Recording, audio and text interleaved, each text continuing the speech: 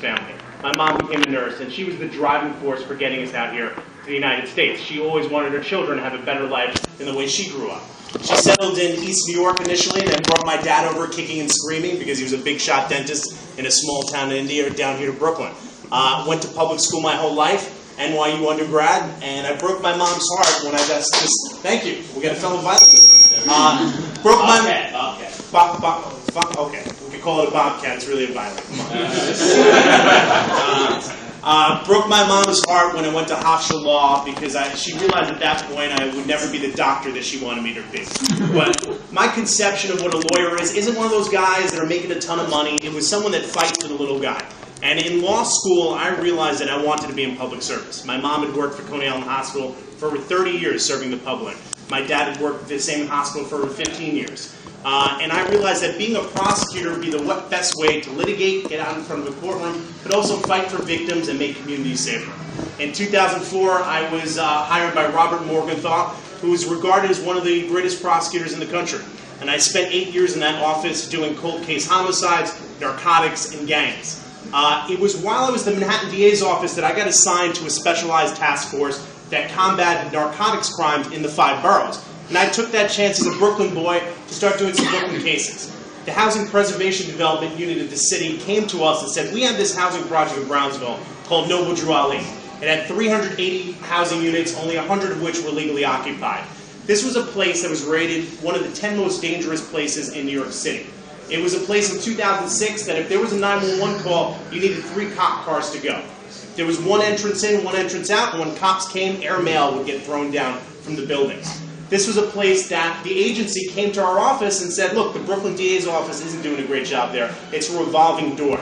And I took that opportunity to spearhead that investigation. We spent about a year in the housing development. And after that year, 35 people were indicted. We cleaned the place up. Mo Vaughn came in, reinvested in the community, brought community centers in there, and now it's a place where officers can walk the beat. And to me, that was the seed of why I wanted to be a prosecutor and why eventually I'd want to run for Brooklyn DA.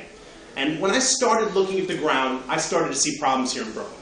I saw a Brooklyn that led the city in homicides and shootings, and a DA's office that was allowing policies like the over abuse of stop and frisk and the over prosecution of marijuana cases to try to bring down violent crime. I saw wrongful convictions, things like David Ranta, a case that appeared in the paper 2 weeks ago. A guy that spent 23 years in jail for a crime he didn't commit, and prosecutors knew from the inception of that case was flawed. It was tainted. You had a cop that was telling a witness who to pick out in the lineup, but that was a case they pursued anyway. And this isn't just happening once a year. It was happening over the course of this year, at least once a month. We've seen a story of someone that spent an inordinate amount of time in jail for a crime they didn't commit. What else did I see? Look, you guys are Brooklyn Young Democrats. You know what the political system's like.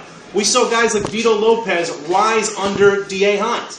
D.A. Hines refused to investigate Mr. Lopez despite numerous allegations that he didn't live in town, he was misusing his senior center out there, but he wouldn't go after him because he was his friend. What else? I mean, I think one of the most appalling things that I've seen was a DA that plays politics. We saw the New York Times expose this DA for not prosecuting child pedophiles in the Orthodox community. Put all those things together, I thought, hey, it was finally a time that someone should challenge Joe Hines. The last time that he ran a competitive primary was almost a decade ago, back in 2005. And most people look at me, hey, you're crazy. You're running against an incumbent. But when you look at the numbers of that race, it dictates there's a path to victory. In 2005, Mr. Hines won by less than 5,000 votes. He had 41% of the vote that came in. Nearly 60% of voters walking into the booth didn't vote for Joe Hines. Go an election cycle back. 2001, Sandra Roper ran for DA with less than 15,000 in the bank. She got 38% of the vote without any name recognition, without a real operation. So I think we see on the ground a tendency for voters to reject the current DA.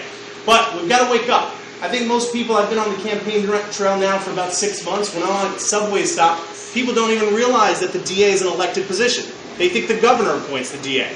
And I think that this is the most important race that there is in the city, especially to Brooklynites. Maybe not to the outer boroughs, but right here in Brooklyn, the most important race is the Brooklyn DA's race. And we have a real chance to turn things around. Folks, when Joe Hines was running for office back in 1989, Ronald Reagan was president. We were fighting the Cold War, and we didn't have the internet. Brooklyn's changed. It's time we have a new DA. Thank you. And I'd be happy to take questions as long as it's under my 8 minutes. Am I? Brother, you went to 5 minutes, 16 seconds. Okay. Yeah. There we go. So I'm happy to take questions. Hi. Is it going to be harder because there are now 2 candidates in the race against Joe Hine instead of 1? We have the second candidate in the race. Hello, Mr. Thompson. And I can ask you one other Sure. question, or 2 other questions. How many doors do you knock on each week if you do it by week? And like, what are your fundraising numbers?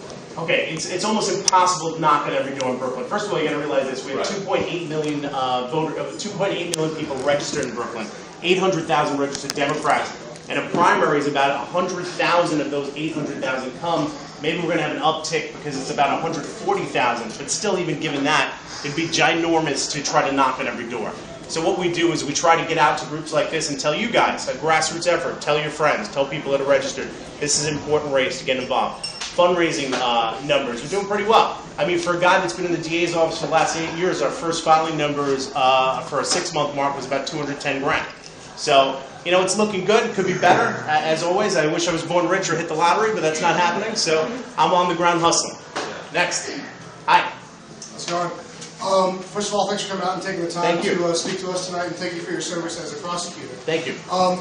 So one of the big issues I think affecting especially young people in the city, and at a higher rate in communities of color, is that if you're brought up in a community or a family, for instance, whether using drugs or selling drugs is acceptable, you catch your first felony and you've got a long road ahead of you back to get back on track, as a lot of prosecutors like to say.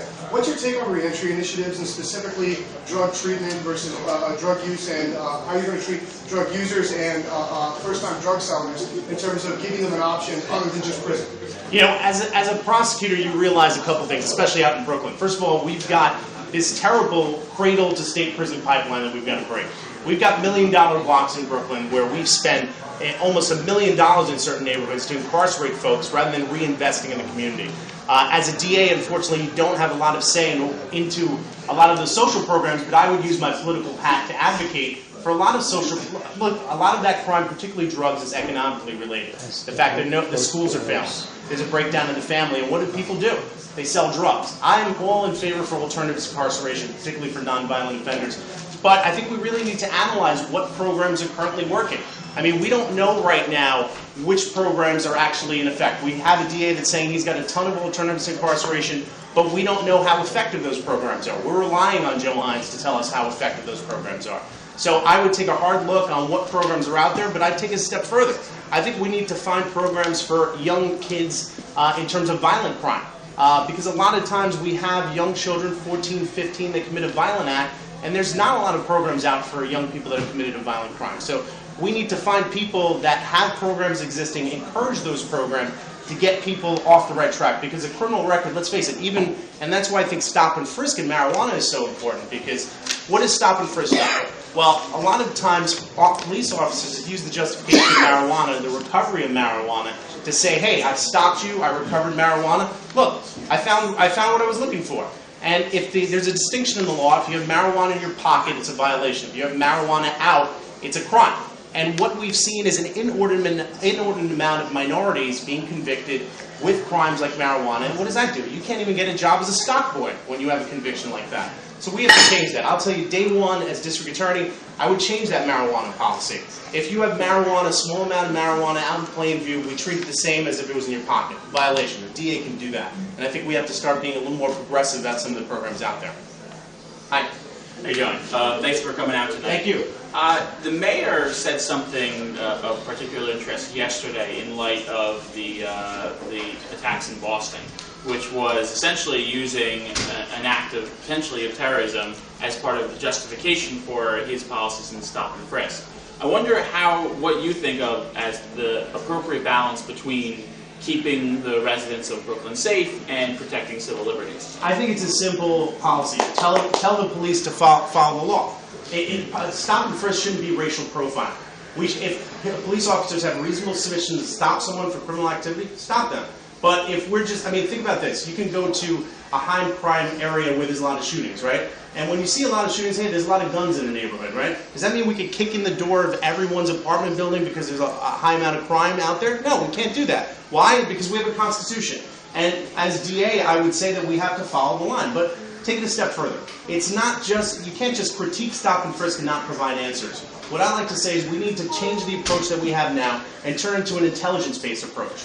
Right now, we don't know, I like to say, we don't know if we've arrested Al Capone for a shoplift, right?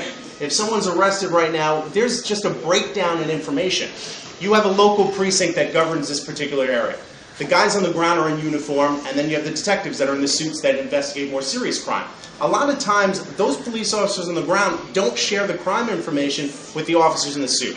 And on top of precincts, we have narcotics units, we have gang units. There's a breakdown in information. So I would advocate for a smarter approach, more intelligence-based approach, where the DA's office collects that data and is the quarterback for trying to fight crime and analyze things in a smarter way.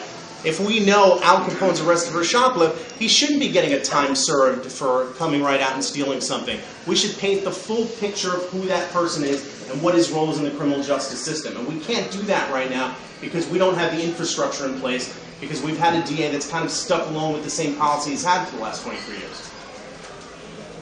Am I on my 8-minute mark, sir? Yeah, I think we're good. All right. So, thank you so much. Thank you very much. Dave, Yeah.